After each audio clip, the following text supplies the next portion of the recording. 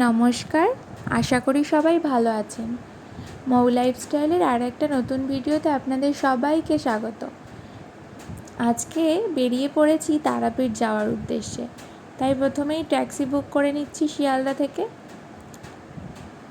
আগে এখানে prepaid ট্যাক্সির counter ছিল, এখন সেটাই যাত্রী সাথী হয়ে গেছে।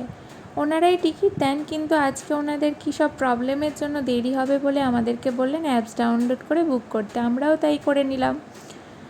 আর কলকাতায় সেই ঐতিহ্যবাহী হলুদ ট্যাক্সিতে চেপেও পড়লাম। এখন যাচ্ছি হাওড়া। এই দেখুন, হাওড়া ব্রিজ চলেও এসছে। আর বাড়ি থেকে যখন বেরিয়েছিলাম এত মুষলধারে বৃষ্টি হচ্ছে, কি বলবো। বৃষ্টির জন্য ভিডিও পর্যন্ত করতে পারিনি। আর এইদিকে দেখুন, পুরো রোদ ঝলমল করছে। কোথায় যে কি ওয়েদার হবে তা বলা খুব মুশকিল। এই ব্রিজের ওপরে নদীর পাড়ে দাঁড়াতে দারুণ লাগে, কিন্তু আজ তো সময় নেই, ট্রেনটা ধরতে হবে। তাই জন্য চলে যাচ্ছি মা গঙ্গাকে বিদায় জানিয়ে। হাওড়া স্টেশনে দেখি গিয়ে আর এক কাণ্ড। যারা সব তারকেশ্বরে যাচ্ছেন তারা কি সুন্দর সুন্দর বাঁক নিয়ে যাচ্ছেন। দাঁড়ান, আপনাদেরকে দেখাচ্ছি।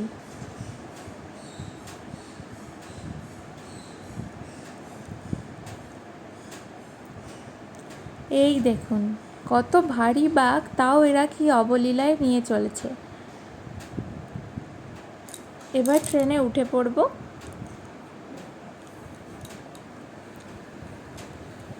আর পৌঁছেও যাব সন্ধেতে রামপুরহাট স্টেশনে। স্টেশনটা কি সুন্দর করেছে দেখুন, বাইরেটা অপূর্ব লাগছে। এবার এখান থেকে অটো করে চলে যাব আমাদের হোটেলের উদ্দেশ্যে।